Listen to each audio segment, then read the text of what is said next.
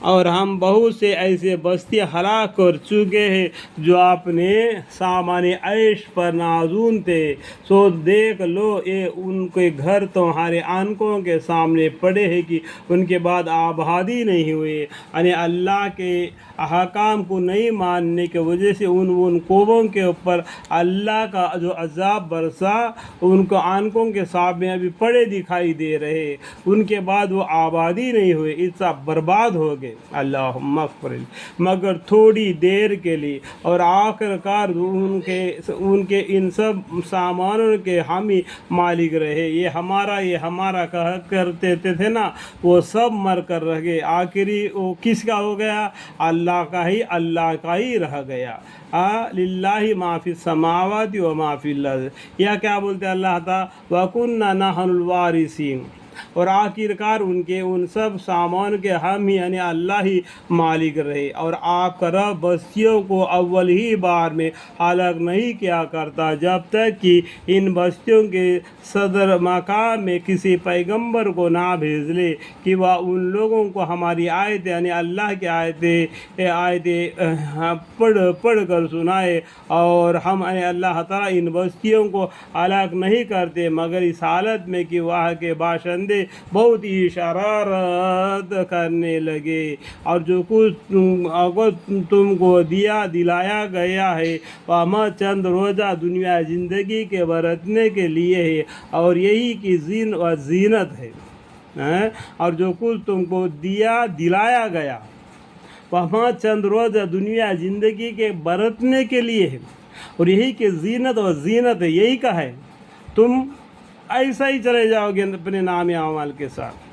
اور جو اجر و ثواب اللہ کے یہاں ہے وہ بدرجہ اس سے بہتر ہے اور زیادہ یعنی ہمیشہ باقی رہنے والا ہے۔ کیا تم لوگ اس تفاوت کو نہیں سمجھتے؟ بھلا وہ شخص جسے ہم نے ایک پسندیدہ وعدہ کر رکھا ہے، پھر وہ شخص اس وعدہ کی چیز کو پانے والا ہے، کیا وہ شخص جیسا ہو سکتا ہے جس کو ہم نے دنیا زندگی کا چند روزہ فائدے دے رکھا ہے، پھر وہ قیامت کے روز ان لوگوں میں سے ہوگا جو گرفتار کر کے لایا جاوے گا، اور وہ دن قابل یاد کرنے کے ہے جس دن خدا تعالیٰ ان کافروں کو تو وزن پکار کر کہے گا کہ وہ میرے شریک کہاں ہے جن کو تم ہمارے شریک سمجھ رہے تھے، یعنی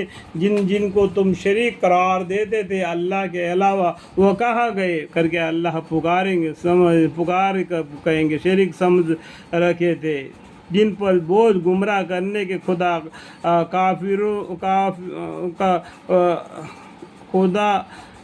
کافر مودہ یعنی استحقاق عذاب ثابت ہو چکا ہوگا۔ وہ بول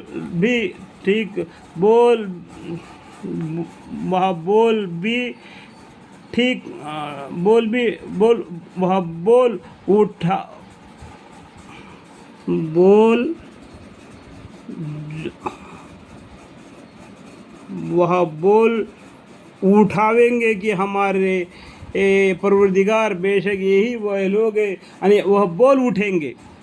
جو کون؟ وہ کافر لوگ جو دوسرے کو اللہ کے برابر عبادت کرتے تھے، وہ کل قیامت کے دن اللہ کے سامنے بول اٹھیں گے